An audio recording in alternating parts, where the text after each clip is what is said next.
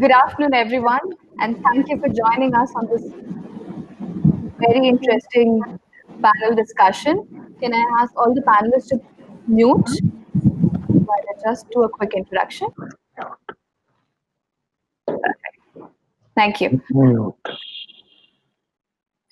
Good afternoon, everyone, and thank you for joining us on this very interesting panel discussion today on the topic of achieving zero waste targets in the post-COVID-19 world.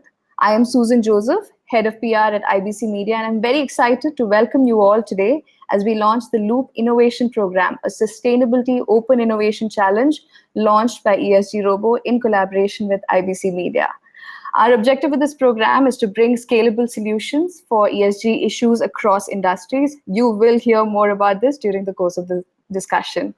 Now, before we start, I'd like to take a quick introduction of all the esteemed panelists. I'd like to introduce everybody. We have on our panel Mr. Sandeep Raghuvanshi, CEO of ESG Robo and the brain to the Loop Innovation Program.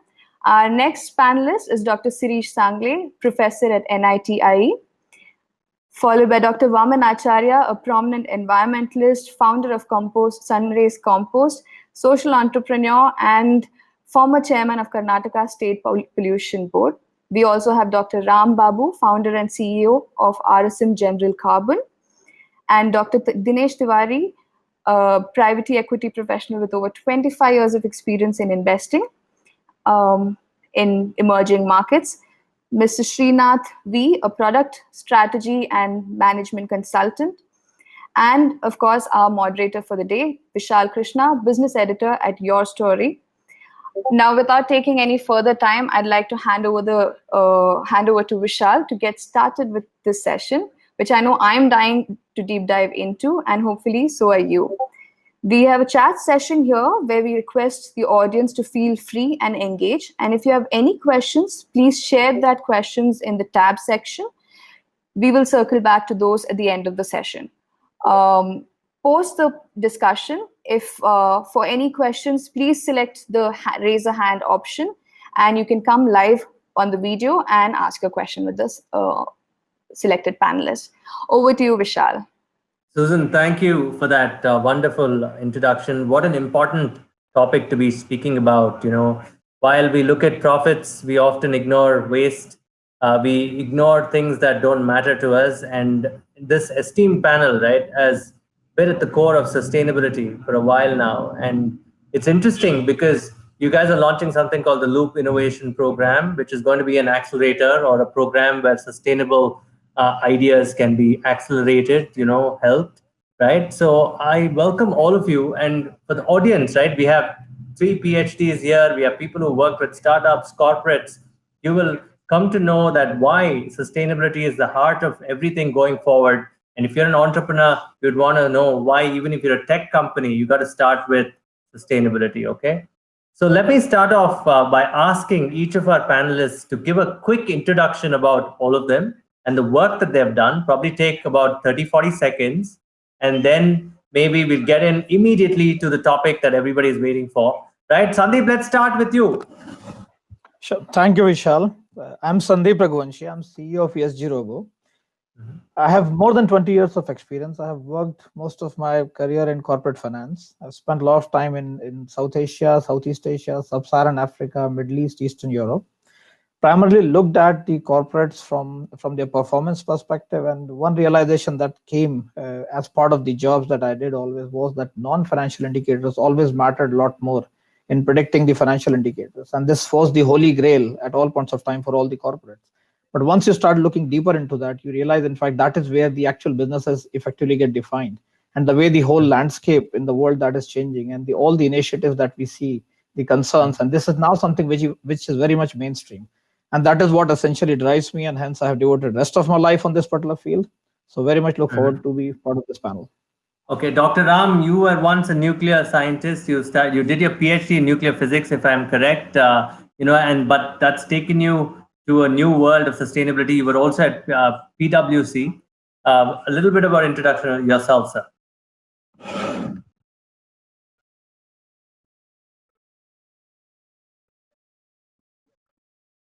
Dr. Ram, I think you're muted.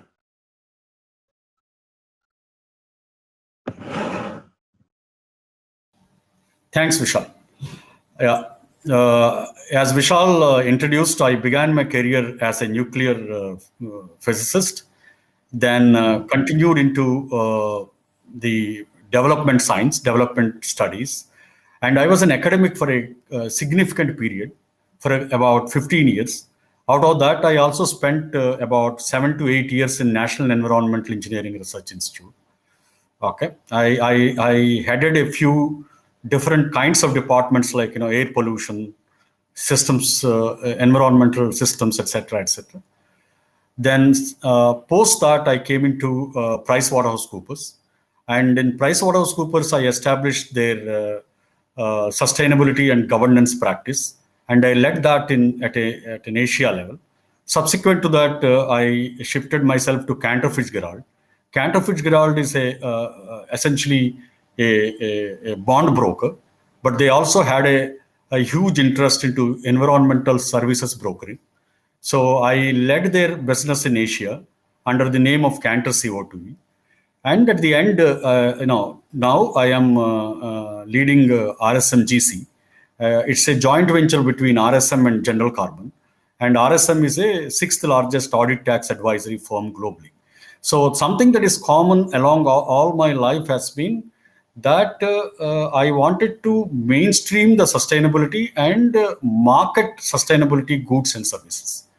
Market essentially means that provide a market value for the sustainability good. So I have been quite active in carbon markets quite significantly for over something like 15 to 20 years, and also tried to establish various kinds of innovative, whether it is energy markets or water markets or biodiversity markets. In California, I did a few things, etc., etc. My whole overall effort has always been that bring the good that is delivered by goods and services and value it, okay, beyond what markets values the goods and services. Fantastic. I think you and Dr. Vaman Acharya have something in common in that regard. Dr. Vaman, you were the chairman of the Pollution Control Board in Karnataka, right? And please introduce yourself and the work that you've done for our audience, please. As Vishal has already said, I am Dr. Vaman Acharya. Actually, sometimes this doctor misleads to PhD also. I am a medical man, in fact. Interesting. In my MBBS, then further education in medical field, and came to this field only when I started an industry here at Bangalore.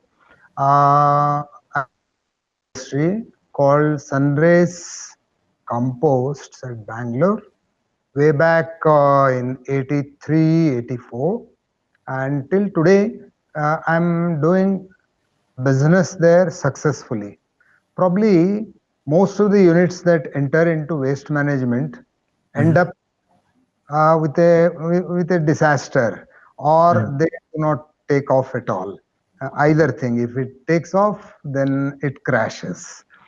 In this situation, I'm lucky. I don't say that I have any special abilities, but I am only lucky that I have been running this waste management unit at Bangalore for almost more than 25 years. Initially I started with urban municipal waste, but slowly I started making huge losses. I couldn't make money at all. Slowly I realized that this won't take me anywhere if I keep losing. Any enterprise should have some profit. Either I have taken a wrong path, or the process I do itself is wrong. Then I went into industrial waste management, where industries were in a position to pay something to me as tipping fees. This encouraged me slowly to come up with newer ideas in waste management, especially industrial wastes, including plastics, because plastic is used on a large scale in packaging and protection activities. So I started handling waste from different industries, probably most of the big industries, including Pepsi and Coca and almost all the companies here at Bangalore and even outside, I handle their industrial waste, but I stick on to non-hazardous industrial wastes, especially which are some bio-origin, so that I can, with my present knowledge, I can use that, because yesterday I had said that this waste handling is a circular activity, as we have all Yes. discussed this. In this, I have to pick up something and see that the waste is made into a very safe and natural product, which will go back to the earth without much problems. This was my aim. Then I start after realizing this, I picked up materials which can be converted into this. All materials cannot be, with my knowledge, expertise, and the equipments I have. In fact, hazardous waste. Doctor, we'll get into all that in a bit because we need the introductions done quickly. Right, Okay. Dr. Sirish, you're a professor of NITI. I mean, Dr. Vaman gave a lot of examples on how he, as an industry person, has gone on to do things. I think with your knowledge, we will probably get to know how should people go ahead and do this, use research and bring it to the commercial side also in zero waste, right? Right. Quick introduction about yourself. Please, let's keep it short for about 30, 40 seconds because the audience would be waiting to discuss the subject at hand. So, sure. So I'm, as already introduced by Susan, that I'm working with the National Institute of Industrial Engineering, and prior to that, I was also lecturing at University of Leeds, and I did actually my PhD with Dr. Ram Babu at NIRI, Nagpur, and my research basically lies in the area of how proactive environmental strategies or sustainability strategies are adopted by corporates. So that's in brief. great. Then Dinesh, quick introduction. You will be bringing in the startup angle, the how COVID has changed the situation for a lot of companies. And then we'll move on to Srinath, who's going to talk about entrepreneurs too.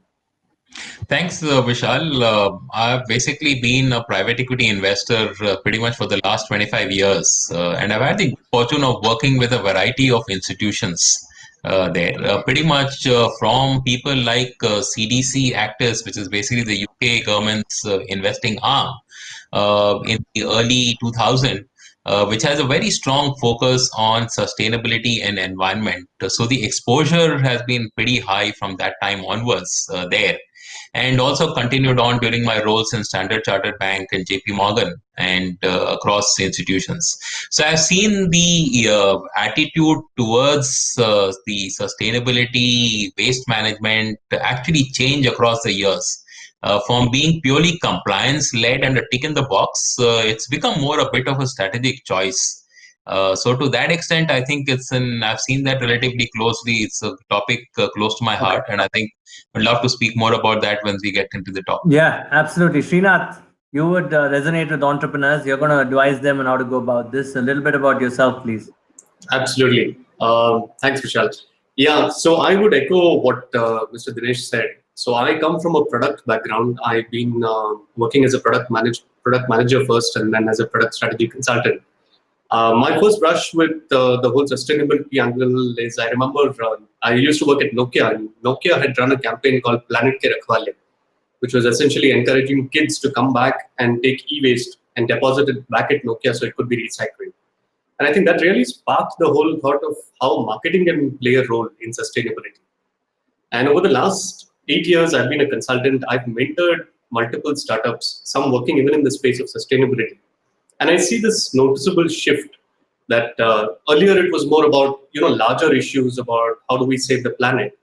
But now we're seeing a lot of them come into it saying, is there a business opportunity here? And that's an exciting part when you look at it from a startup angle. So waiting to talk more. Okay, great context from everybody. To summarize this context itself, Ram Babu sir can talk about how to scale up, sustainability ideas. Dr. Acharya can talk about his experience. Sandeep can bring in the corporate examples.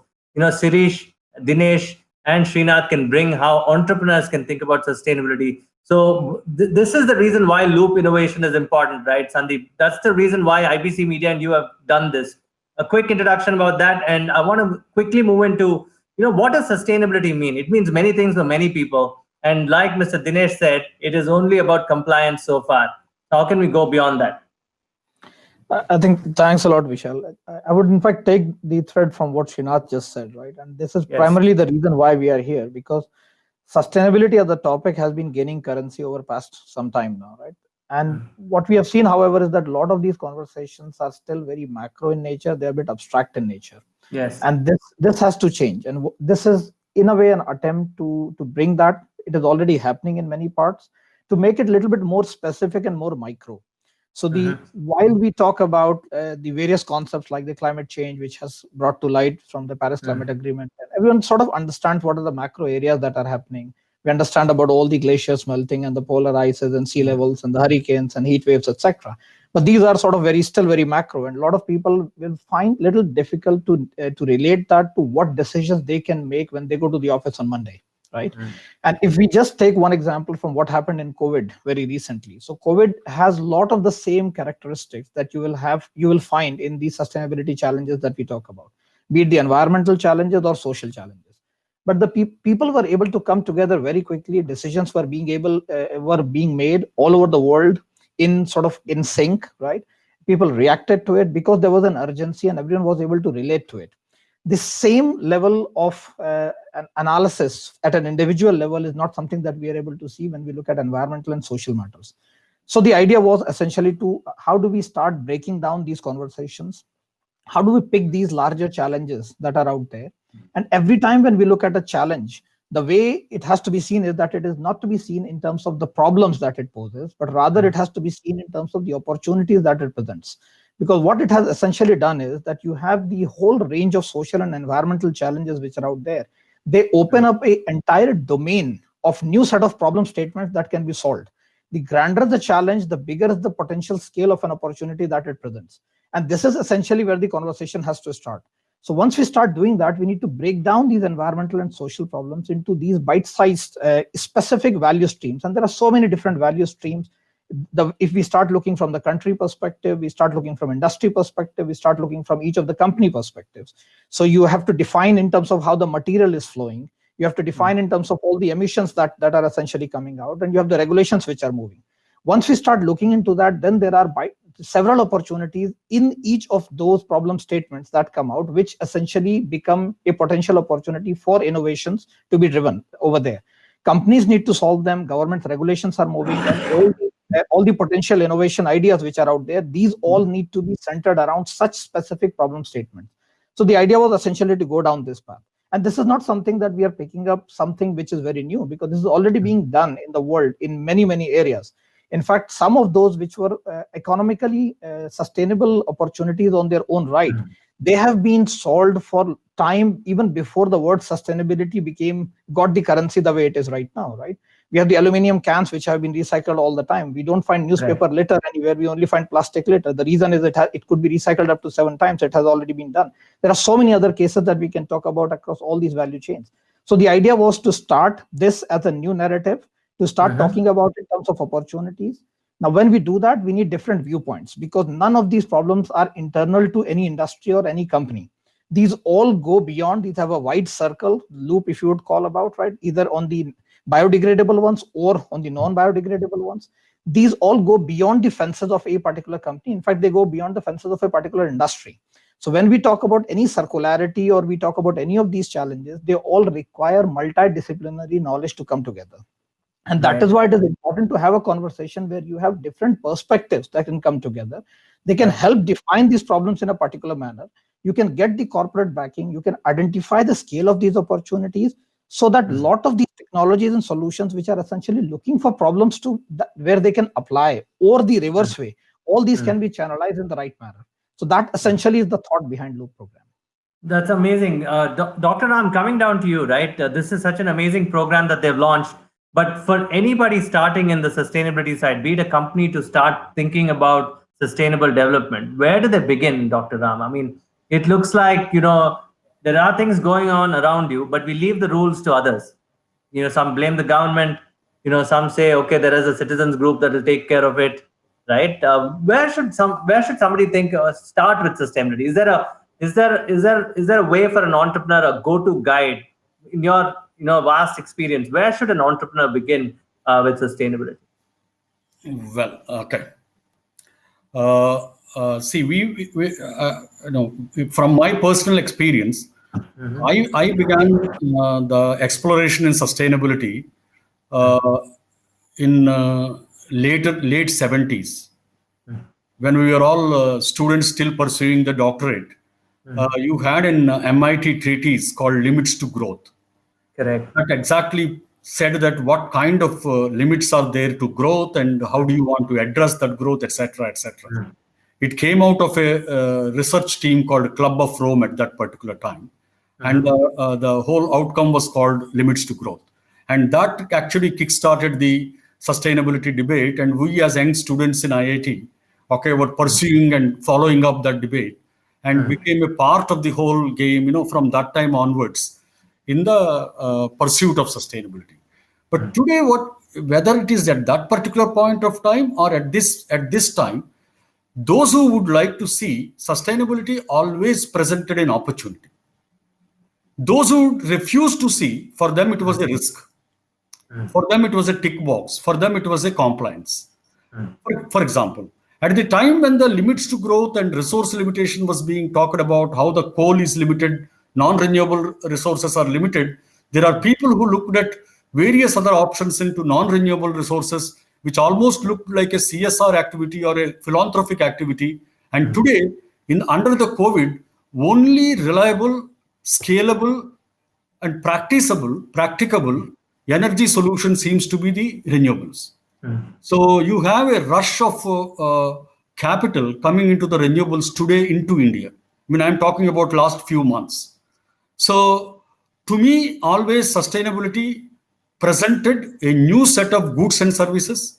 To me, it always presented an opportunity. Coming down to much more nearer to the topic just now, is the waste management problem that we are discussing, or a zero waste kind of a future that we want to pursue.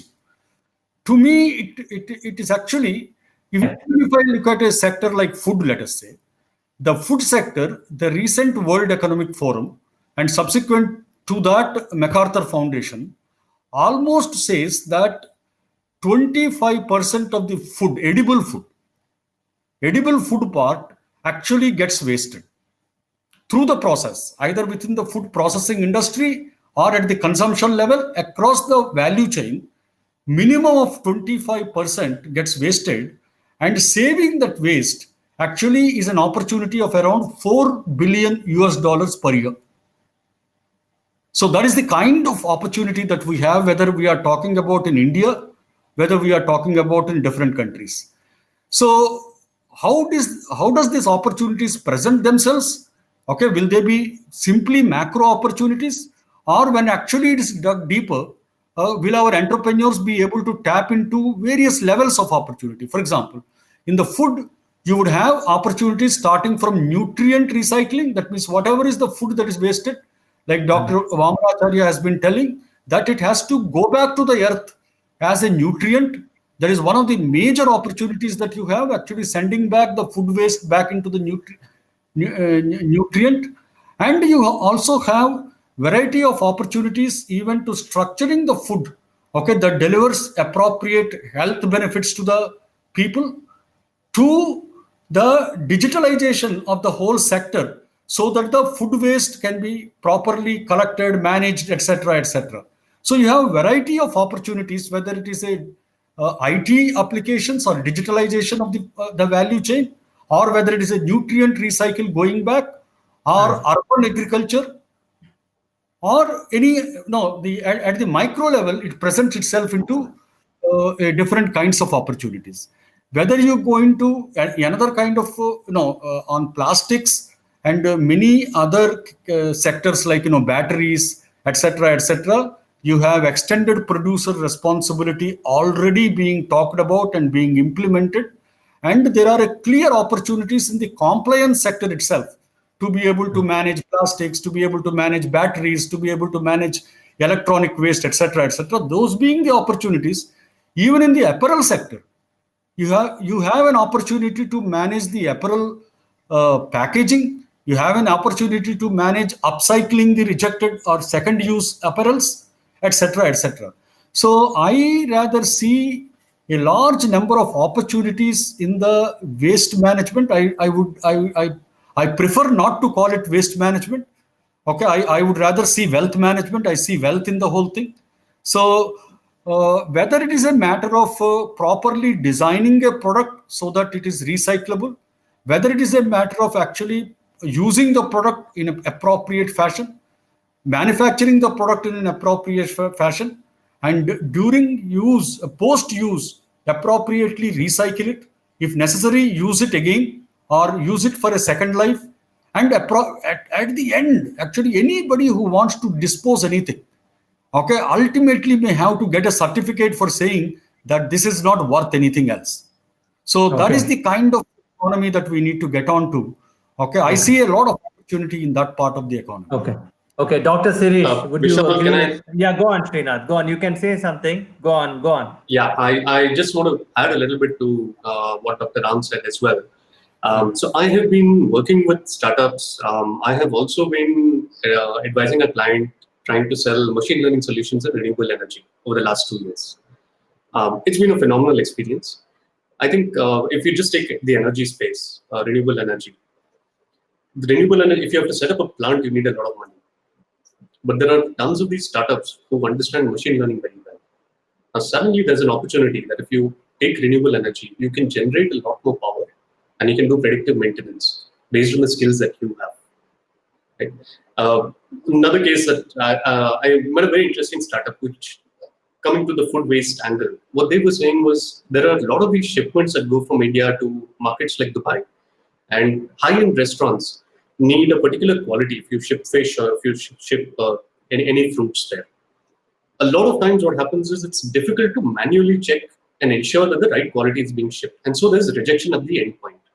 And these guys were just using machine learning to say, can I grade the food properly so that by the time it reaches there, the amount of waste is minimal.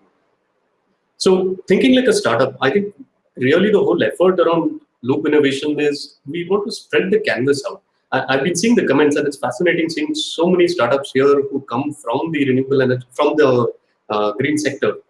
But we really want to throw open the canvas and say, hey, these are large problem areas. As a startup, you often struggle to say, hey, are the regulations right? Will industry support me? Is there a business model? And I think that's what we are setting on the panel here to say, we are here to sort of help you through that journey. No, that's a great point. That's why I'm moving now to Dr. Sirish. Dr. Sirish, throw us the reality. You worked a lot on the ground. You've researched on the ground on a couple of subjects. What are the micro and macro realities when it comes to zero waste in our country?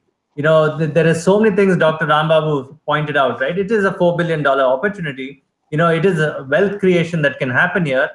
Yet, you know, governments address waste in a very different way. We'll get to Dr. Vaman Acharya in a bit because he's been with the government. He's consulted with them, worked with them, right? So, Sirish, what's the ground reality that every entrepreneur has to get used to when it comes to waste, and how can they parry through that? How can they actually set themselves a course saying that yes, we can do this now? Yeah. So, if you really look at the last 20, 30 years of my association with the Indian industry, and I definitely see there is a tremendous amount of change in their mindset.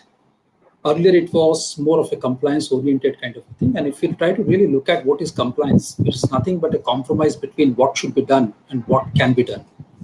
So it was in the 80s, more of a compliance kind of a thing. In the 90s, people started embracing ISO kind of a system, so which is more of a voluntary approach, going beyond compliance kind of a regime started.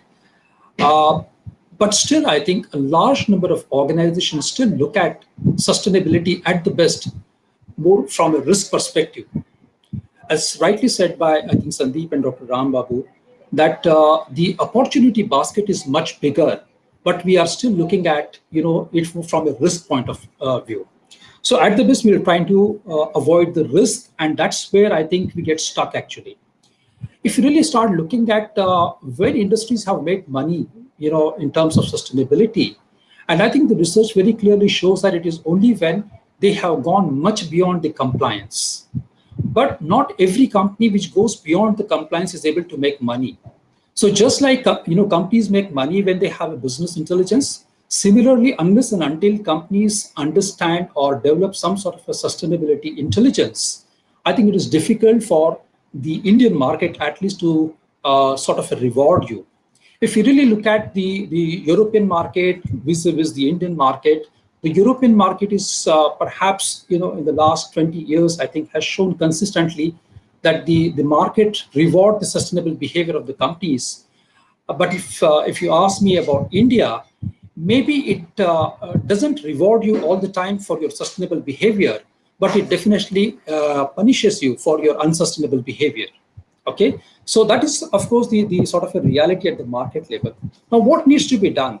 As I think Sandeep has said in the beginning, we really need to look at it more from the opportunity perspective. And let's try to talk about zero waste. See, to me, zero waste, it reflects the aspiration of the young India, the mood of the people, to a certain extent, the mood of the customers, the government, and to some extent, the mood of the industry also, because India is trying to do business internationally today, right? So therefore, we have to understand that it is high time for the Indian entrepreneurs to understand that there is a big opportunity there, but they will have to do something what they have not tried as of now. So now clearly zero waste is not, can be achieved overnight. So let us be prepared for both short-term and a long-term kind of a strategy we should have. And I also would say that zero waste cannot be a destination kind of a thing. So it's more of a journey. And I think therefore the entrepreneur should be prepared to take such kind of a journey, but it is worth taking it.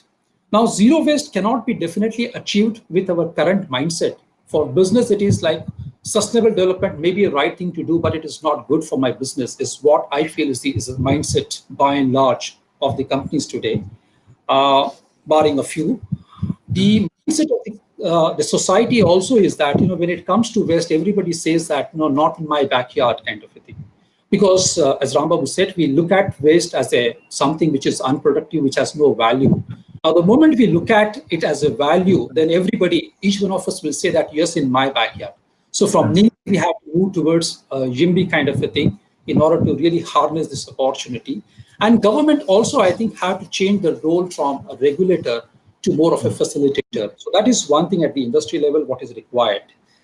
When you really look at the opportunity related to waste itself, I think one of the research of the EMF very clearly says that by 2030, I think the opportunity is worth $1 trillion, as far as India is concerned. So I suppose it's a huge opportunity for the Indian mindset. But what is required to unlock this, the buried treasure is perhaps we, as a business community, has to understand that we will really have to innovate. And I am talking about more of a disruptive innovation, what is required, because we have seen in the past, the incremental improvement really did not give you kind of a solution, because the consumption power of the Indians is increasing. We are about 400 to 500 million, the middle class Indians are there. So their consumption is increasing and it's only going to increase. That is what is required also. So if you really look at incremental innovations or improvements, I think that is not a way forward. We will really have to look for a disruptive kind of innovation. And then, of course, the industry is poised to exploit this huge opportunity, which is right in front of us. Okay. Dr. Vaman, coming down to you, you worked with so many SMEs, right? I'd like to know, what does an average SME entrepreneur think about waste in India? I like Dr. Rambabu's thoughts on wealth creation, and Sirish says it has to be collaborative between research and industry. Everybody says that it shouldn't be in their backyard, but it can be handled by somebody else, right? When it's thrown away. So and there's so many rules and compliances, like we've already spoken about.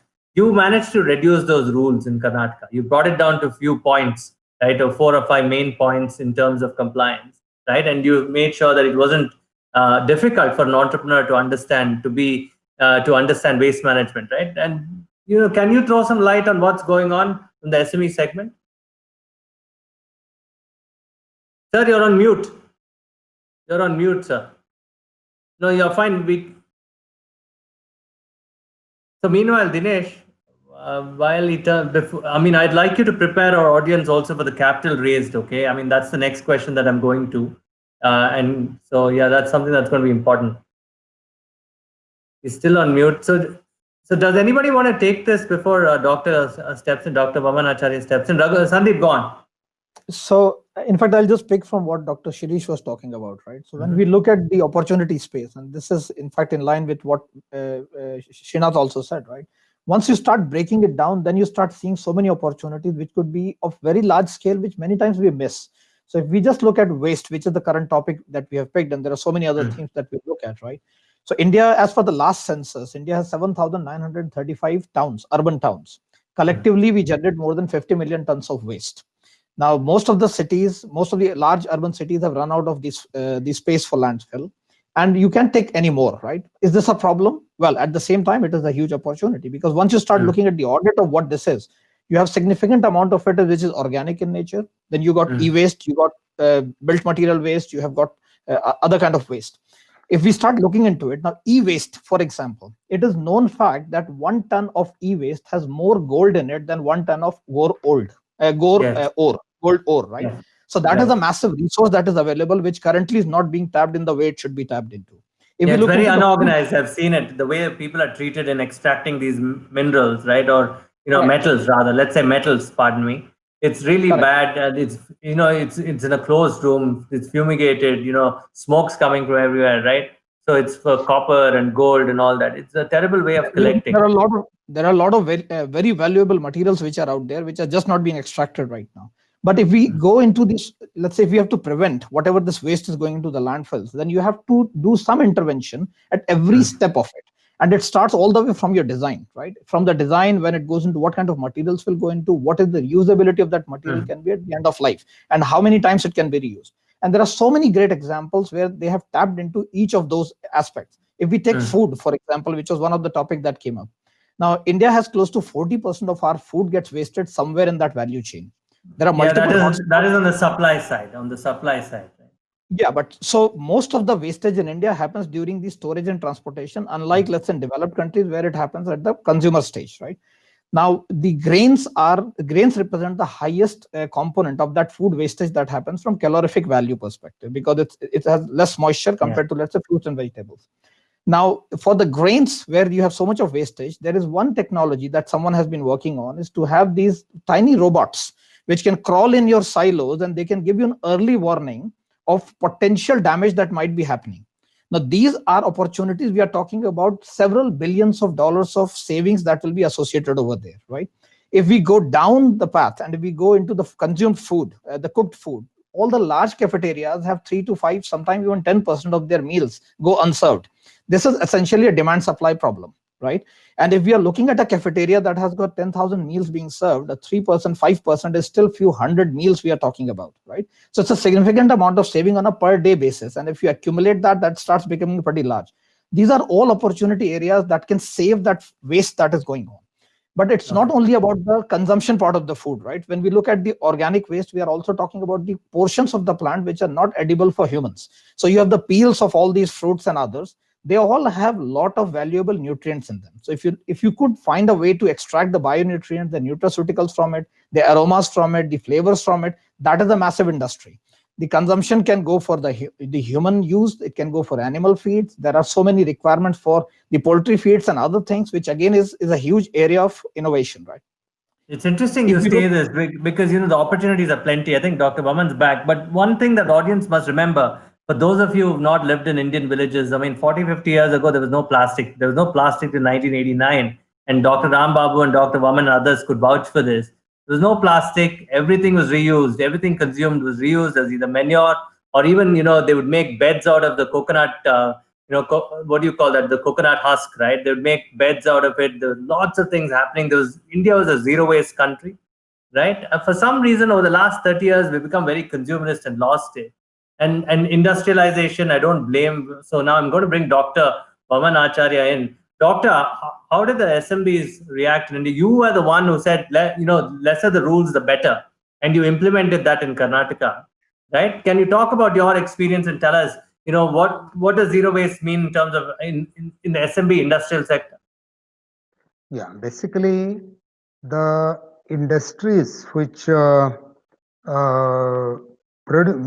especially in SME field, small to medium scale.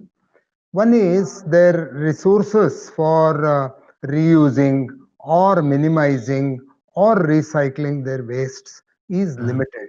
Most of the industries here in India are having 4, 5, 6 employees, and a very small area. They cannot even store one day waste within their campuses. This being the situation, we have to plan right from SMEs. How do you collect waste every day practically and treat it? Here at Bangalore, we did an experiment in Pune Industrial Estate. We had set up a plant where every day you bring your waste and put it there. We will treat it, whether it is hazardous, non-hazardous, and this arrangement has to be done by either the government or the industries. Last time also when I spoke to you, I had referred, if there are electroplating wastes that are generated, the industry which gives them jobs for doing electroplating itself, they should take the responsibility and take that waste back and treat it. If this is properly done, waste can be handled at decentralized way. It is very difficult to uh, treat once so many mixtures of wastes come to the operator here. Suppose it is organic, it is metal wastes, and it is hazardous waste, chemicals, all mixed together and come here. It is impossible for us to treat it. One is, zero waste for me means that all wastes have come from this universe only. And there is always a way wherein you can bring it to that original shape and dispose it of. Some are a bit expensive. Say we call it as heavy metals, for example. Heavy metals are not bad only when they enter human body or any living organism or even farms. Indirectly they again come to the human consumption. So this is the point where hazardous and ordinary wastes come to. Hazardous wastes also can be broken into simple materials and reused again, because anything that is there in waste has come from the same earth. So our duty as scientific people or the people who manage is to find out what is that material which is called hazardous presently or disturbing the nature presently, find out ways where it can go back to in a nearest form or the most natural form to the earth. In Western countries also, where they have sufficient money, sufficient place, they just dump it. They don't bother about the value. But a country like India with 130 crore population here and lot of waste being generated both in industry and in civil society, something creatively has to be done where research, investment, entrepreneurs, and government, all the people can sit together and find out that the waste does not go back to the earth in its form that is called as waste. It should come out of that cover of waste, including plastic. Plastic can be pyrolyzed into liquid fuels. Plastics can be recycled, and now presently most of the plastic that is called as just last step is going to cement industries for their incineration, for heat generation, and ash being used for mixing with cement. So this is possible. This has all happened in last 10 years, you may wonder. Means in next 10 years, what is the path we have to take has to be decided by industries, entrepreneurs, and importantly by government as well. When government forms rules, I had already quoted this, that it makes rules more theoretically. So when it comes to implementing them, you have to take the entrepreneurs into confidence, because what best they can do, what what little laws will help them. Say I had to quote it that 4 or 5 rules presently. Next year we may add another 1 or 2 rules. So we have to go step by step where India will achieve zero waste, in the sense really zero means all the conjugate materials we make, all the materials chemically we mix, and they have become not only useless, they have become harmful. All these things have to be handled in such a way, ultimately, that nothing goes back to the earth in a harmful way. This is the approach we should have all, and the strategy, the collections, the intelligence in that has to be orchestrated in such a way that this becomes a reality and we don't produce waste and throw it. Yes, that's the mindset that we have to get out of. Dinesh, picking up on that point, not many think like this. I've not seen a unicorn in the waste.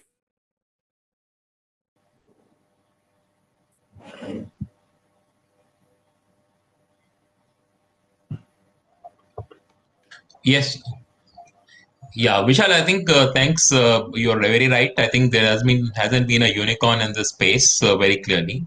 And I think let me just come back to the same basic question, right? I think while we all talk about the awareness that is there and the awareness has increased, which is in, I still think awareness has got a long way to go. And I think you need awareness on a different scale. So, for example, when you look at it, capital or money has got an important role in modifying people's behavior, right? It is a powerful tool to actually influence people's behavior. In the capital market, for example, if there's something that gets rewarded, more of it gets done. So clearly, if capital providers believe that there is money to be made in waste, you'll find a lot more money and capital will flow towards waste management solutions.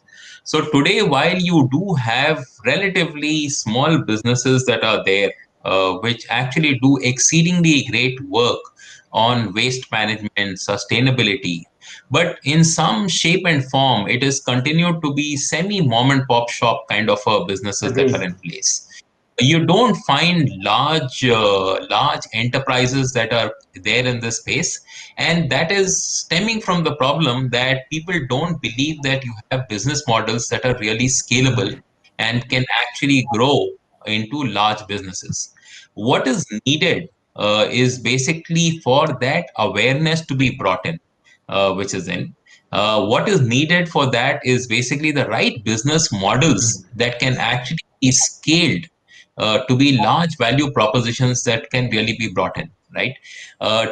And it is not something which is impossible. I mean, if you look at it, the top 3-4 businesses today, Google and Amazon, Facebook, are businesses that didn't exist 20 years back. Right. So clearly, a lot of it is really possible there. So I think that focus on awareness, the focus on the fact that there is scalable business models there, and needs to come in at both levels. One is providers of capital. I think today you find that a lot of sustainability, is talk is primarily there along with pension funds which are in place, and it is now starting to sort of grow essentially into private funding institutions. So private equity, for example, which is sitting on about 1.5 to $2 trillion of investable corpus, right, needs to believe it in their heart that this is actually a sustainable business model. Are we there yet? I think the answer is no. Are we getting there? Of course. I think clearly that increasing awareness is. So earlier, you did have most impact funds, which used to be $50 million funds and $100 million funds. Now you're finding increasingly billion-dollar funds that are actually coming up, all in the area of sustainability. So I think that awareness is changing, and that change essentially is what we need to propel. So with this Loop Innovation Program, I think it's a great way to actually increase awareness. And it is not only about startups. I think the big opportunity is basically for existing corporates to actually incorporate it into their strategic business models. So like when I said earlier, right, I mean, it was earlier only about compliance in the past, but now you have people making it a strategic choice. And when you make something a strategic choice, that basically means that you believe in it and you really want to incorporate it into your core business model there. And I think the more we see of such behavior that gets done, I think clearly we'll see this getting more and more into the mainstream. Okay, this is a question for Srinath and you. Maybe Srinath, I could start with you. I've seen all the big companies like Aramco maybe, or even Shell. All of them have set up funds around startups, right? They want to position themselves as clean energy companies. Even the largest, automobile manufacturers from Michigan, Detroit, they have funds for startups and looking at clean energy solutions. But like Dinesh said, it is, it's an opportunity that it has to begin now. But I'm coming to you because what is a business model? How do you make sure that there is money being paid for this kind of a business? You as a product manager, product strategy manager, how would you advise entrepreneurs to look at this, or even a corporate to look at, a separate business around sustainability and zero waste, and make that a P&L business rather than a compliance business? Yeah, Vishal. So if I had to paraphrase this differently, right, is a sustainable business sustainable? Yeah, fantastic. Sustainability True. business sustainable. I think that's what Yes. it is, right? And I think that to me, it's interesting that we're at least starting the debate now. Do we have examples of companies coming back to that? Do we have unicorns? What do startups look at? Startups look at something that you can start small, experiment, but you have the potential to scale. And when you're looking for the potential to scale, you need to know that there are larger players in that ecosystem who are willing to say, yes, once the concept is proven, I will adopt it. And I think right now we have the right set of forces coming together, where everyone's coming back and saying, this is imminent, this is something we need to solve. Just for example, right now, the amount of interest that's come up in agri-tech, if you just see the last 2 years, is phenomenal, right? Just because everyone's smelling an opportunity saying agri-tech, there's nothing much which has happened. And 5 years ago, if you had gone and said, I have an agri-tech startup, I don't think you would have raised too much money. Suddenly, it's the hottest sector. Why? Because there's a set of changes which have happened. And everyone's saying, this is a space I want to be in. And probably now, if you see, just as you said, there are a lot of these large companies who are setting up funds. There is also signaling. Many of the large firms are coming back and saying that the power that I use for data centers is coming from renewable energy. They're coming back and saying all the material that I have is recycled.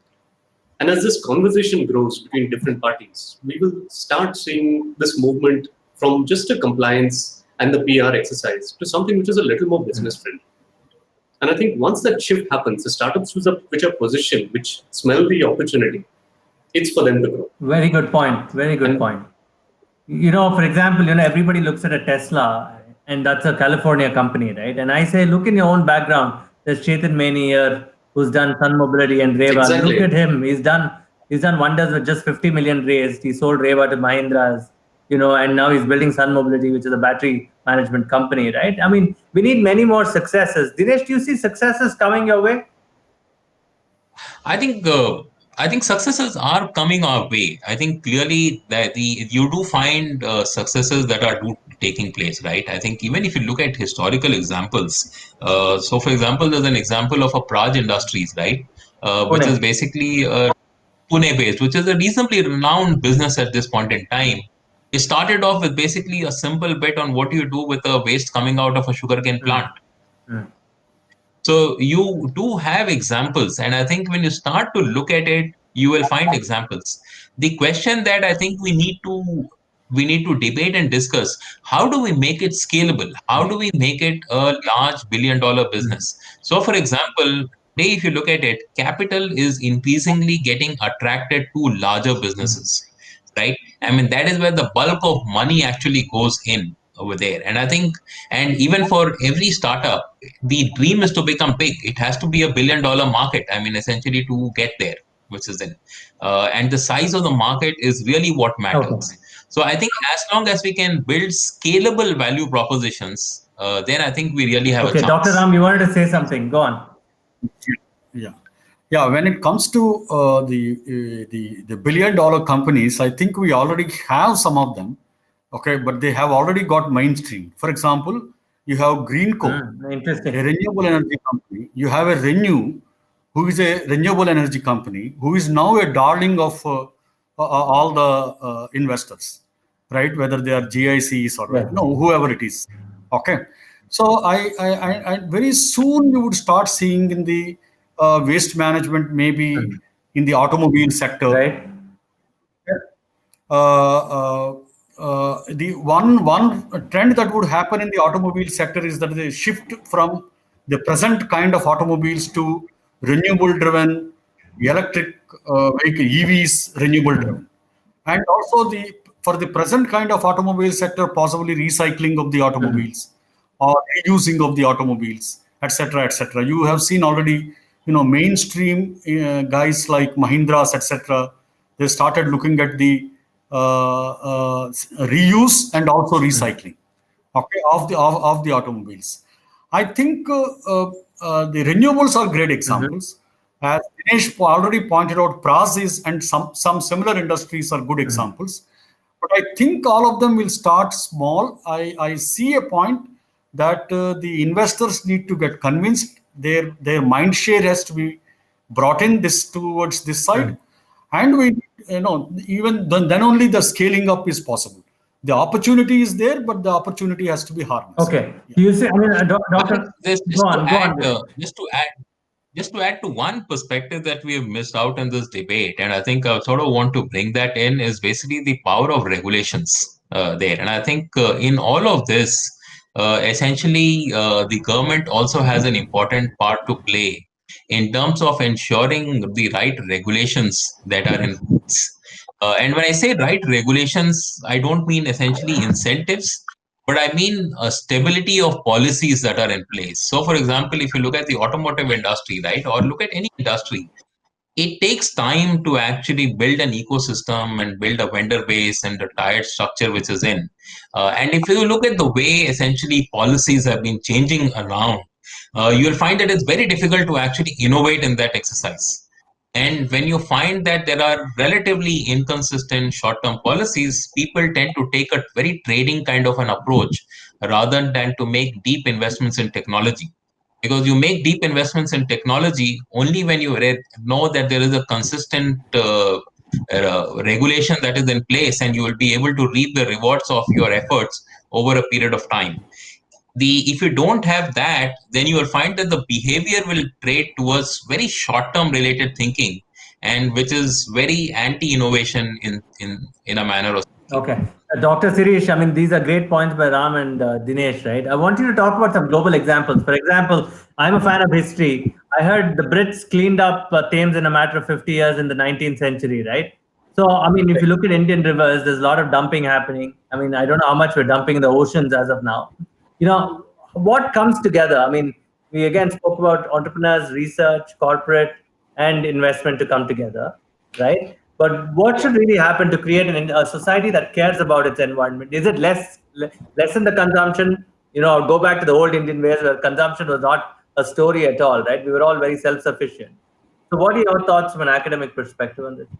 Yeah.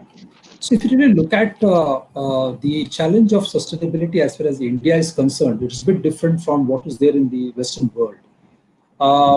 Unfortunately, most of the time we try to sort of, mimic what is happening in the Western world. For example, the biggest challenge for them is overconsumption, and maybe in India it is underconsumption. For example, if the poorest of poor do not get access to clean fuel, for example, what he will do, and that's what's happening, in India. Get access to the I think he dropped off. We'll try and who wants to pick up on this? the pipelines. Okay, Sirish, we lost you for a couple of minutes, couple of seconds, sorry. Pardon me. Okay. So what I was trying to say that the sustainability challenge in India is very different from that in the Western world. Yeah. Okay, I think he's dropped off. We actually look at the moment I come out with anything which is environmental friendly. Now the business sense of MNC has taught us that we need to charge premium from the customers. That is the only way you can recover your R&D cost. Otherwise it's very difficult. If that is not possible, perhaps you go to the regulators and then try to tie the hands of the competitors. That's the only way perhaps we have seen as far as examples are concerned. Now, what I'm trying to say that in India, really look at, 400 to 500 people are middle class. They are not ready to give you value. I mean, they're not ready to give you premium for something which is environmental friendly, right? What they are looking for in Europe is value for money, and I think in India it is value for money. Now, the moment you face this reality, which essentially Okay, Dr. Vaman, let's wait for him to come back. Why don't you pick up? You had a nice smile there. Go on. You want to say something? You know, Sirish, Dr. Vaman wants to say something. Go Yeah. on, doctor. Yeah. We were discussing about big industries or corporates going in for sustainability activities as a venture itself. Yes. I have at least 4 examples right in front of me. I will just tell them what they have been doing in Please. brief so that this can be a way where the entrepreneurs can enter or even big industries can invest. One is Shell. Shell here at Bangalore is working and has already been successful in collecting wastes, including municipal waste, dry it and make it into a pellet.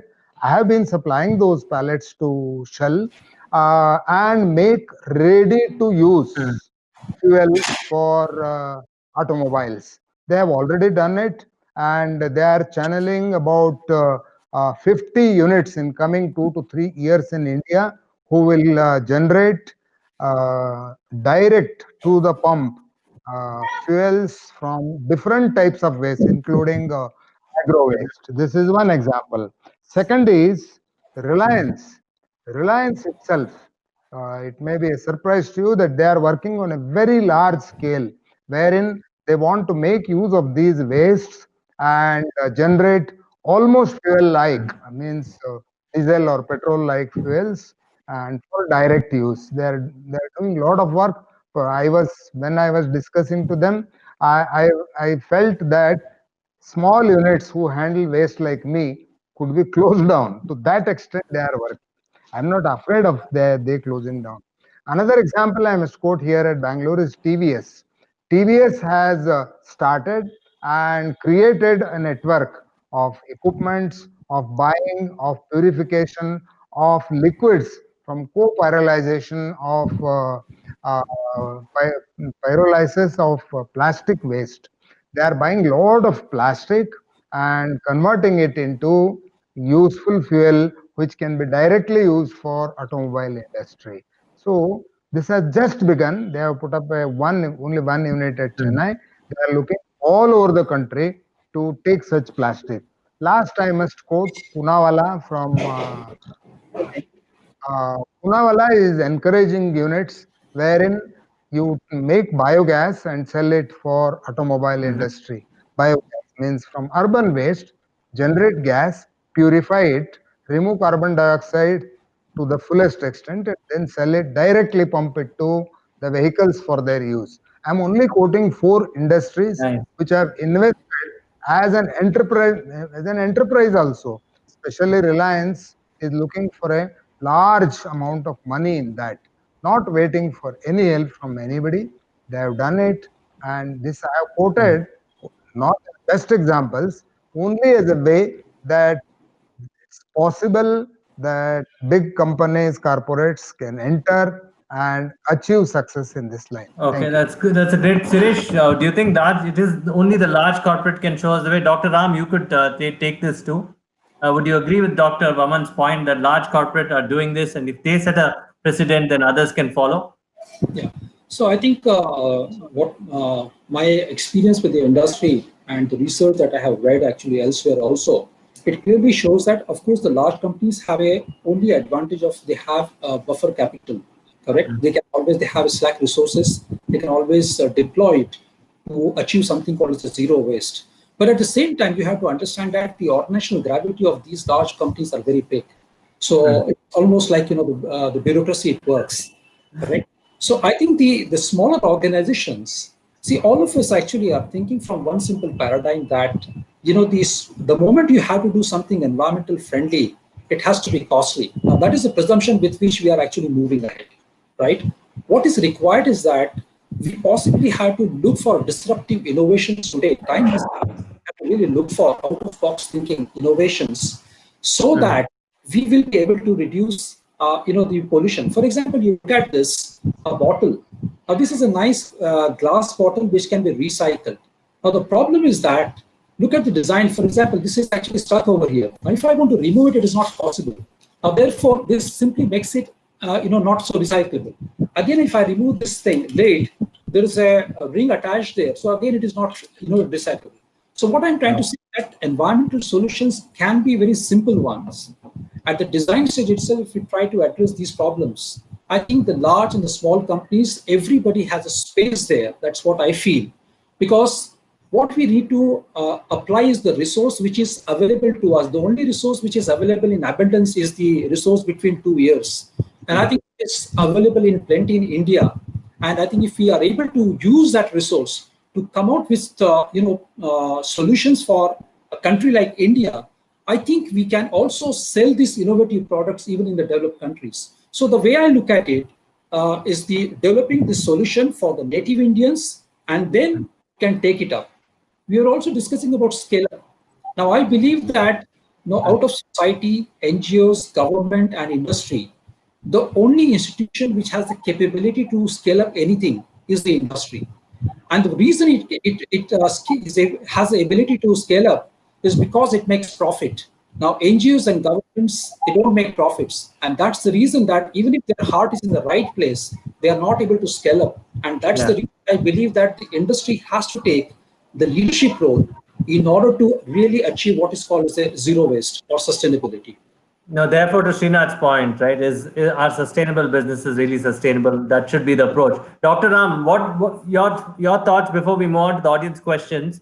How should one approach this whole thing? There's so much that we've discussed. I wish there was a manual, a small manual or a small guide, 10 points to sustainability or zero waste. We don't get that. It's not very easy.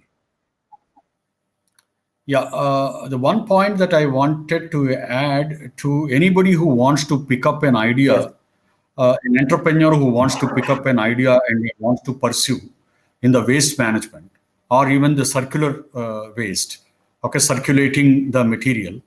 So if he has any idea, he needs to keep in mind one thing. So the waste is actually getting generated because of a certain inefficiency in the upstream process.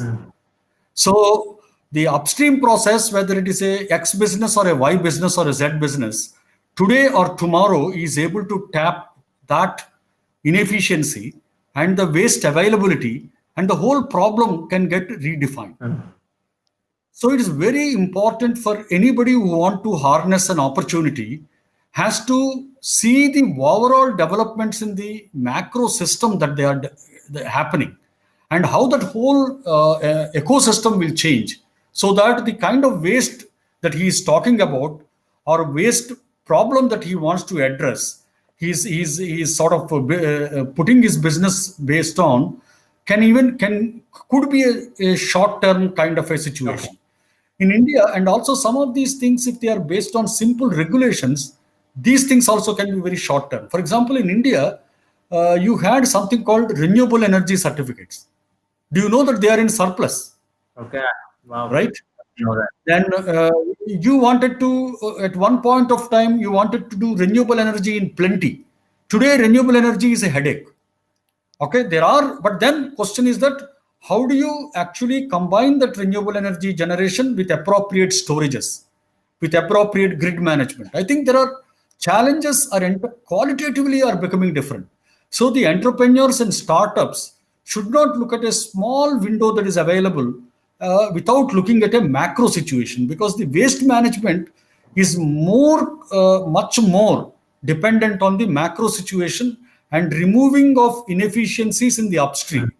So they should be very careful while putting their money onto waste management solutions. Great point, sir. Okay. Great point. That's a great contention. Dinesh, so coming to you, if anything, I've looked at all the questions from the audience and they're all startups out here. I think I'd rather have work with you people if I'm a startup as advisors rather than go to lawyers. Because when it comes to sustainability, we run to lawyers first or zero waste. Are we doing the right thing? What is the need for advisors in this industry, and mentors? I think Dr. Vaman, Dr. Ram, Srinath, Sirish, and Sandeep, right, can play a vital role in mentoring this ecosystem. Do we have enough mentors in this space, Dinesh? I think we have enough mentors in this place. I think we just need to bring it collectively together, right? Ultimately, if you ask me, what do we really need? I think what we really need is scalable business models there. I think we have individual point solutions, and we sort of, in a way, when you look at it, we have very narrow relative solutions that are there. But I think in order to build a business, everything needs to come together. It needs to be the product, it needs to be the business model, it needs to be the pricing power that is there with the customer, which is there. Where is the balance of power? Who's going to price? Which is in. So, for example, I'll give you an example of a biomass industry, right? When you actually set up a biomass plant, the feasibility is great on paper, right? When you have set it up and invested 15 crores on the ground, you suddenly find that the raw material around you, the price of that goes up, because the fact is the guy knows that now that you put in 15 crores, you have to buy it, right? So there is that the equations change, right? And there is basically, so thinking through the business model as such, the pricing power, consumer behavior, I think a lot of that really needs to come in there. And I think we do have all of that. I mean, you look at it, Indian managerial talent is outstanding, amazing. I mean, look at the set of people that we have here. I think we have all of that. I think we just need to bring it collectively together rather than looking at each of these problems in a single narrow kind of an approach. I want to summarize here, and I want to open it up to audience questions. I think, loop innovation is a good way forward. I hope a lot of ideas come to it. I hope it's an integrated approach with all of your advisory members there. I wish you guys all the best in this journey. And if startups watching this, you've got renewable energy ideas, you've got zero waste management ideas, do run it past your advisors, create a business plan, make it sustainable. Don't do it thinking that it'll be part of an NGO or something like that, So let's move on to questions. Dr. Vaman Acharya, there's a question here which says, if I'm in the waste management industry and I have to go and work with the government, how would you recommend that to happen? What is your recommendation? No, exactly what does he want? He wants to know, is the government more bureaucratic to work with startups, or is there okay, go on, please. Definitely. Government is definitely bureaucratic. The moment you enter into any government office, they want to see that you immediately get up and go out. All the government behaves almost the same way, even here in Karnataka. I have seen it and experienced it even when I was a chairman, yeah. But Indians have learned doing business in spite of all these things. In spite of governments, we are doing business here. We must, we cannot take that governments will help in any way. I have seen that there are some good bureaucrats, some good IAS officers, some good engineers who will definitely come for your help. But that is not always the case. Most of them are buried in their just routines, passing on the files to the next table. In this situation, entrepreneurs has to be more stringent, with more rigidity to achieve that whatever I want to do, I'll do. And as I have said, in spite of the government, I will start an industry. This should be the mindset in India. And fortunately, in India, governments are not very strict in implementing their own laws. There are so many loopholes which you can make. That's a wonderful point. I hope entrepreneurs are listening to this. That is the best advice you'd get today. Policy can never catch up to innovation, so go innovate. That's a great point, sir. Right. Okay. This is from Marwan Abubakar, and he's got a packaging company. This is open to any of you. What is being done under sustainable packaging in India? Because he sees the food industry also going to sustainable packaging, even the larger companies. How do we handle sustainable packaging, and how can we raise capital for it also? Is that a scalable business within India? Who wants to take this? Dr. Ram, Dinesh, from an investment perspective, Dr. Ram from a packaging industry perspective, anybody who's got thoughts on sustainable packaging? Yeah, in fact, we are at a right cusp actually. This whole opportunity is at a right moment now, because with the EPR around extended producer responsibility laws around plastics that have come up. Okay. One way is that a number of industries that we know, we service them. Okay, some of them actually make a little bit more thickness of the plastic packaging and get out of the regulation. Some others actually engage somebody to collect the plastic packaging, okay, and then sort of recycle and comply with it. But a decent number started looking at alternate packaging solutions. And also they want to use these alternate packaging solutions as a business advantage. Okay. So that option is definitely there. For example, recycled packaging material coming back into packaging is one thing. Then a sustainable recyclable packaging, also people are looking into various alternatives. One is, of course, recycled plastics coming back into packaging. And of course, in the packaging, besides plastics, lot of reusable solutions are coming in. Logistics companies or the startups are coming with various innovations, tying up with the logistics companies, and are also putting up packaging which is sort of reusable, multiple use cartons or whatever it is. So this is the right time actually for this kind of an opportunity. Okay, Dinesh, would this industry be funded? Dr. Sirish, your thoughts also. Dinesh, go on. Absolutely. So I think on packaging especially, right, I think a few things that one would want to add is that if you were to look at the announcements of the larger multinational companies like Unilever or Coke or Nestle at the more recent World Economic Forum, and the forecast that they've given in terms of the need to use recycled material in their packaging, right? So for example, I think Coke mentioned that in their plastics packaging, they would use up to almost 20% of their packaging needs from recycled, right? So whether they reach 20% or not is not relevant. But I think what is relevant is at least they're signaling intent very strongly. And today, I think if all of them are looking and definitely know that Unilever, for example, very clearly is looking at options of basically trying to see if we can actually incorporate more recycled material in our packaging bit. And as Dr. Rambabu mentioned, I think clearly this is getting incorporated into your design philosophy itself, right? Is my design of bottle right? Am I using 100 grams, or can I make do with 90 or 80 by just making design related changes? So I think a lot of that is really coming in and is actually getting momentum there. I think you do find, and these are large customers.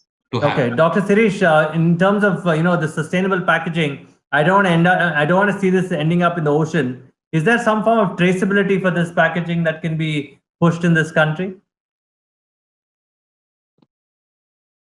You're muted.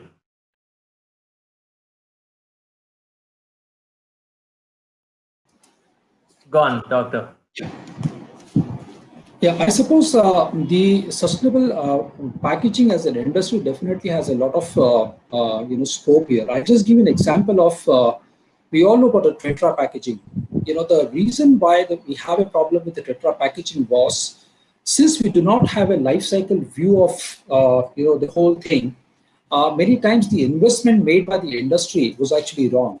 Now, if you really look at the environmental profile of the Tetra packaging, is more like a U shape, whereas the investment is more like the inverted U shape, which means where you have a least amount of environmental challenges, the investment by the industry is most.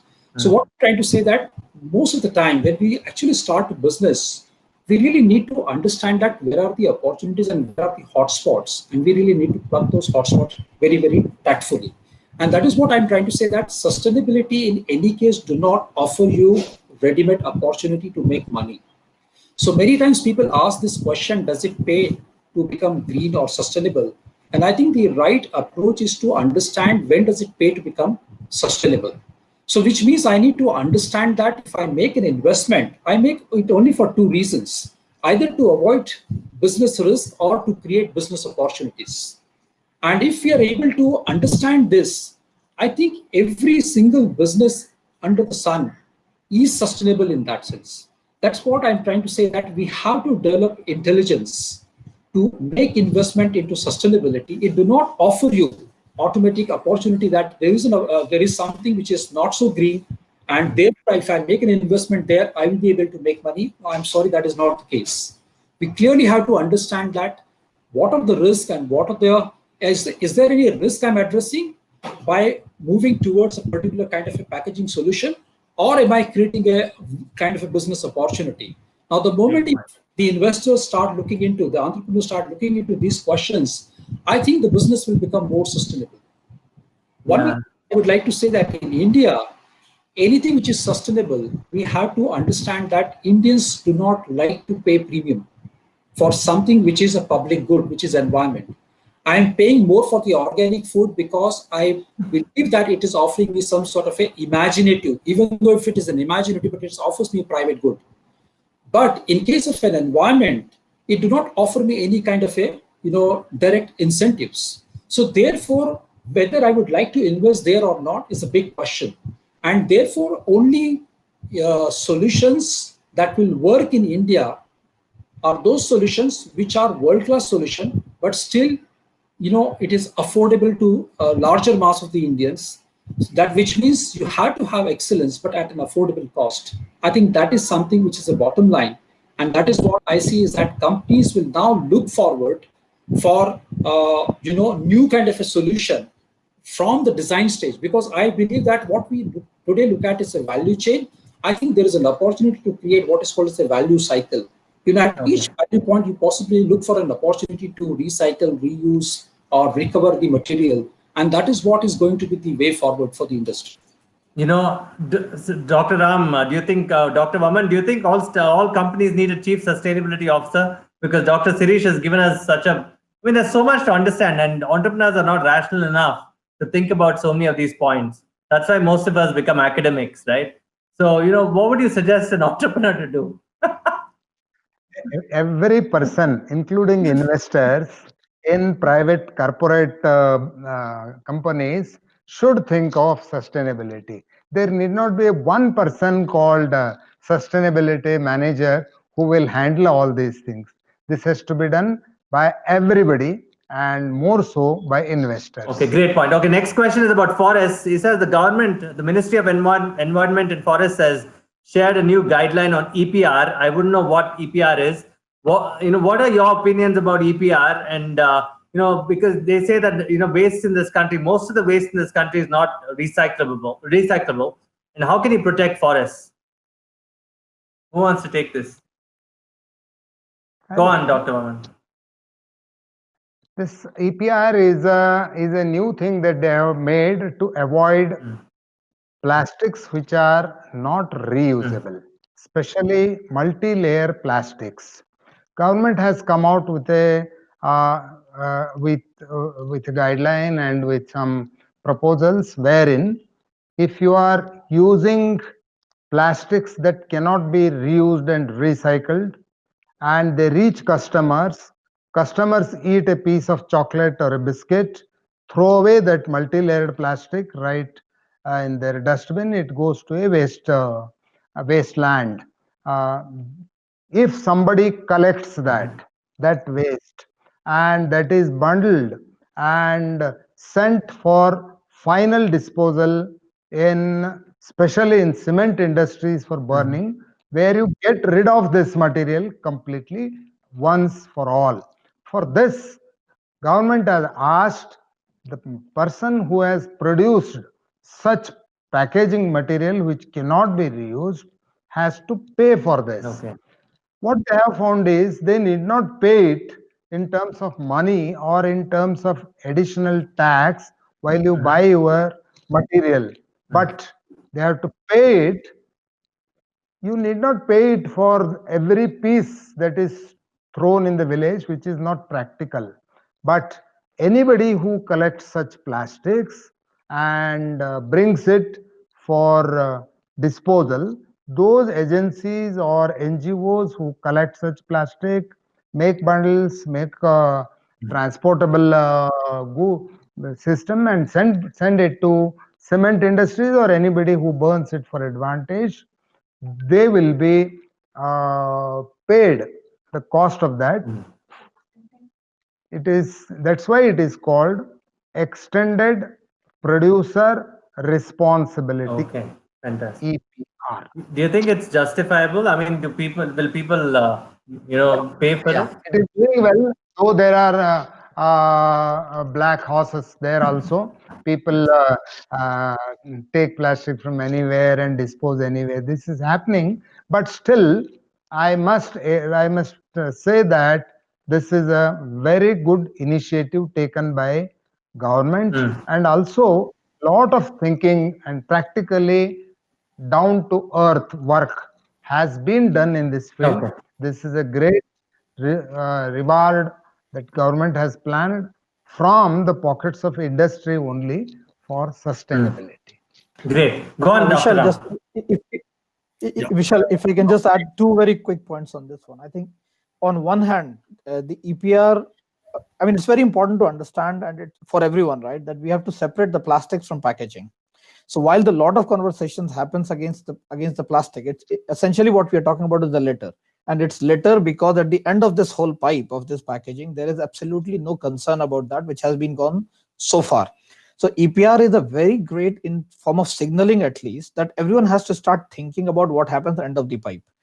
But then it has to move beyond just the plastics that we are talking about, because in the end, it's about packaging, and anything that is sold has to be wrapped or has to be packed in some form. The way we are selling is also changing. So from bricks and mortars, it's moving a lot more towards e-commerce. So the impact of packaging that you have, let's say the visual impact of the packaging that you had if you walked into a store is very different, because when you do an e-commerce shopping, you're looking into a very, very different chain of decision making there. And the utility that packaging has to give is also very different. This essentially opens up now the entire spectrum of rethinking this packaging all about. So what is the material that go into it and everything? So EPR is a great signaling tool, in my view, that essentially starts rethinking, which enables a lot of innovation to happen. And it is essentially being tied up in the existing value chains of whatever industries we have. Hence, it is very important for all innovations to also understand what are the functionalities we are looking at over there. Great. And as long as we are able to preserve the functionality, it is essentially a large business opportunity that opens Okay. up. So I just wanted to add that's a that great point. We can't see on video, so I thought you're just frozen or something. I'm sorry about that. Dr. Ram, you were saying. Yeah, I just wanted to a few seconds. Extended producer responsibility has a lot of history in India. Basically, it is saying that the producer, okay, you cannot shirk your responsibility once your product goes to a consumer. Okay, you continue to have responsibility till the consumer uses it, during the consumer's use and during the consumer's disposal. So you don't tell me that you have produced and handed it over to a consumer. So the first extended producer responsibility came in India with the batteries. Okay, second with the tires, third with the plastics today. And when it came to plastics, then they exactly named it as EPR. And this point is important because this EPR is a philosophy which is going to continue for possibly tomorrow mobiles, computers, apparels. So it's absolutely important to take the whole thing back to the design, manufacturing, use, recycle, and reuse. I mean, the whole thing. So the extended producer responsibility is a great tool by which I think the whole problem will be completely redefined and repositioned. Okay, great. Next question, probably Sandeep, you could take, and even Dinesh and Srinath also.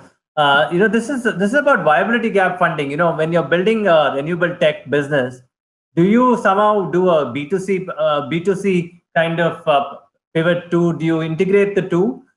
Would investors be interested in such kind of a business? This is from Sunny. He says, is that the reason why they're not able to scale business, because you're doing a B2B and a B2C? And how do you get the consumers interested in such a business when it comes to zero waste? So Go on, Sunny. Sure. So the way I would look at it, in fact, is that there should be no viability gap issue. In fact, it's very important to disassociate any charity aspect from the business opportunity.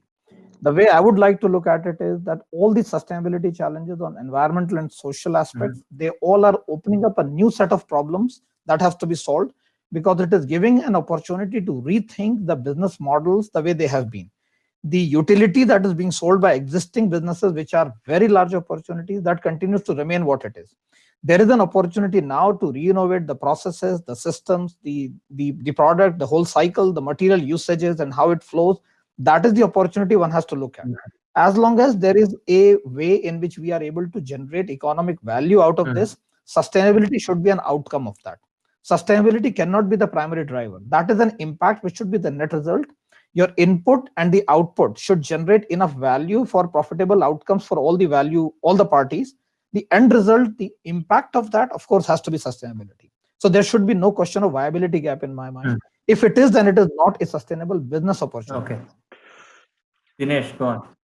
Just to add, I think I completely agree. I mean, as an investor, if you hear the word viability gap funding, then clearly you're basically saying that the business model is not correct, right? You are dependent on charity at the end of the day to make ends meet, right? So obviously that's just goes against the concept there. I think there's just one point that I wanted to bring in there, and we were looking at a business which was in Bombay City, which was talking about plastics recycling. And the entrepreneur made a very interesting statement. He said, you just walk around Bombay City, go to any dustbin and see if you can find a shampoo bottle in that, right? And you actually look around, you won't find a shampoo bottle at all lying on the road. The reason is because it makes sense for the rack picker to pick up the shampoo bottle and actually recycle it, because the weight of plastic in that is very high. But when you look at it on the plastic covers or the packaging which is in place, right, that is too much of effort to actually pick up, and which is the reason why a lot of that doesn't get recycled and picked up. But wherever this is value, right, the market is so efficient that it actually figures a way of creating value over there. Now, what we need to do is that the cost and effort of actually picking up the waste and converting it into the recycled product, the question is the cost going to be lower than the value that the product can be created out of that? I think that is what we really need to focus on. Is there the way of collecting? Is the way of collecting the right way of collecting? Is there a better way to do it? I think that then can explain whether there is a business model at all there in it. Okay, great. Srinath, any thoughts on this? Well, the one point I feel is a lot of this B2C business, when we talk of sustainability, is all about behavior change without the right incentives. And usually you don't have a behavior change without incentives. So we can keep telling people that you segregate waste. In the end, if I don't, there's no penalty and there's no incentive for me to do it. But if you can rethink some of this a little differently, like for instance, a lot of India right now lives, at least urban spaces, you have these huge gated communities. Is there merit in someone going and saying, you don't need to segregate the waste, but then there is a service we can provide? Okay. Could we start thinking of opportunities that way and really mark out incentives across the chain, rather than just think of, hey, people need to change or the government needs to change? That seems to be the latter. There's a very interesting question from Swiggy, and I like young people asking questions, because many years ago there was an incentive where plastic could be used to lay roads. I mean, apparently there was a company from Mysore also doing it, where they could use plastics to lay roads. And apparently, why isn't that done in a larger scale? Today, instead of looping in, bitumen and all those other things, right? Why can't these other resources that are available from waste used to lay roads or whatever? This is from Pushkar Gupta. Who wants to take it? Well, Doctor, go on. Waste plastic being melted and put into the tar for making a road is more discussed than done. Okay. I have seen that many roads there is a board that this 1 kilometer stretch is made of plastic. But see, for any person who is from science background will know that once if you heat the plastic to the level of a tar, which is about 100 degrees centigrade, most of it will evaporate. Yes. Very little remains, because ultimately they are petrochemicals. They are solvents made into solids, all these plastic material. So as an issue itself, I think, as a man of science and who has seen this happening at Bangalore also, is not a very real thing. I don't say whether it is profitable or non-profitable.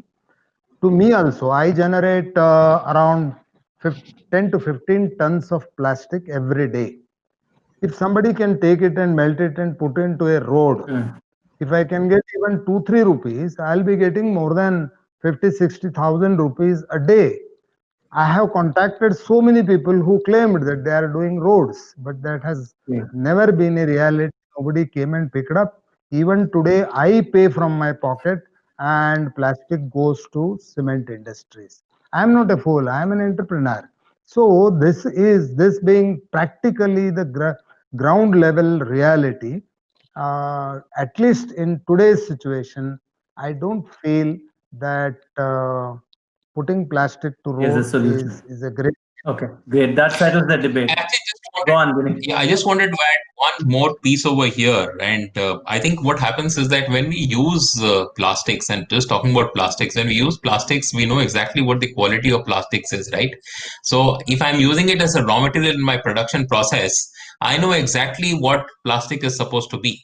But then when I'm using recycled plastic, right, I need to make sure that my production processes have a consistency of, basically, because my raw material is going to come in various varieties and qualities, and at the end of it I want to make a consistent output, right? And that's not easy to do, which is it requires significant cost, which is in place. And to be able to make and ensure that you can actually produce vast quantities of this that are required for any consumer or any industry to be able to also use this. So we really had this problem when we were talking to Unilever, for example, right? They want to use recycled plastic, but they want to have a consistent recycled plastic in hundreds and thousands of tons, right? Which basically means that you actually get waste which is of consistent quality and then get converted. And that's not an easy exercise to do. Okay. It's been such a long panel. It's been 90 minutes, some great questions also. I want to call it a close. And I would suggest that the takeaways here are several. Starting off from Sandeep, who says, who started off with loop innovation, why you have to come and participate with, in an integrated approach with, researchers, corporate startups, everybody come with idea and investment, of course. Dr. Ram Babu said it's going to be about it's $1 billion opportunity, but are we going to look at it as a wealth creation rather than sustainability, right? And Dr. Sirish spoke about why academics becomes important in pointing out to where can research take startups and or corporate in this journey, right? My humble contention is there is so much to read, study, but as Dr. Vaman said, when it comes to sustainability and waste, you guys have to go beat policy because policy is never going to catch up with your innovation. So go innovate. If you have innovative solutions, people like Srinath, Dinesh will be part of your journeys. They'll advise you, they'll fund you, they'll take good care of you. And then you have advisors like Dr. Vaman, Dr. Ram, Dr. Sirish, who will be part of this journey. And there'll be corporates like EST, Robo, who's going to help you in this journey too. So guys, thank you very much, gentlemen. You've been wonderful. And, I wish this is recorded so that, the startups or the corporates can go back and listen to it again. It's a very high level panel. Each of the subjects that you brought in is a discussion by itself. And I wish to see you all after the COVID, meet up in person. Seriously, a lot of things that I learned today can become stories. I'm going to go study about them. And I'd like Sandeep to give the final word of thanks and Susan to say the final goodbyes. So thank you very much, Vishal. In fact, it is a great panel, and this is the most exciting part of it. And the journey that we have started, which is essentially of what I said earlier, that it's very important to change the narrative from this abstract and macro to specific and micro.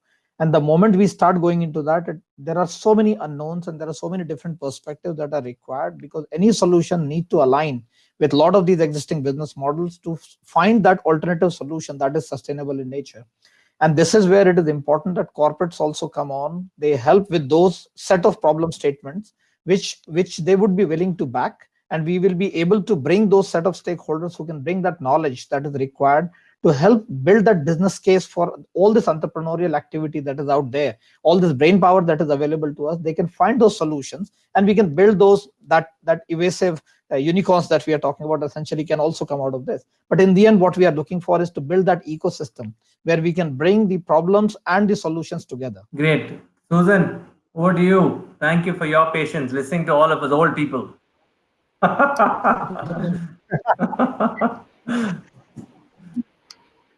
Thanks, Vishal. Thank you so much, all the panelists and Vishal, for such a interesting conversation. I think it was actually a pleasure to sit back and listen to everybody and know so much. Sandeep has kind of baptized into the sector with the work that we've been doing with ESG Robo, and now to hear from all these interesting panelists is just puts a mission to what you're doing. So thank you, everybody. Thanks, Vishal, for keeping this so engaging and so interactive, and having all our attendees. I think I have to special thanks to all the audience who were constantly, who was so well engaging and kept asking very, very interesting questions. So thank you all. If you're interested to know more about Loop Innovation Program, the link for the same, we'll just put it on the chat section again. Also, to know, we've also had, Sandeep has had a few podcasts on food wastage and solid waste management, and a few very interesting episodes with Mr. Ramanacharya as one, and we've had a few others. Please check in on Think Sustainability with Sandeep, which is the name of the podcast. We've also linked the link for the same on the chat section. To know more about ESG and everything else and everything that's happening on Loop, stay tuned and check out our Twitter and LinkedIn accounts, which is at ESG Robo. Thank you all. Thank you. Okay, again. you guys should continue this with the podcast series. I'm sure all these gentlemen here are really high level, and you just one panel isn't enough. I look forward to those podcasts, so Sandeep and everyone else. Yes. Thank you. Absolutely. Bye, everyone. Thank you. Stay safe. Thank you. Bye. Thank you, Dr. Vaman, Dr. Ram, Shirish, Srinath, Dinesh. Bye, bye. Bye, Sandeep. Bye. Thank you. Bye, Vishal.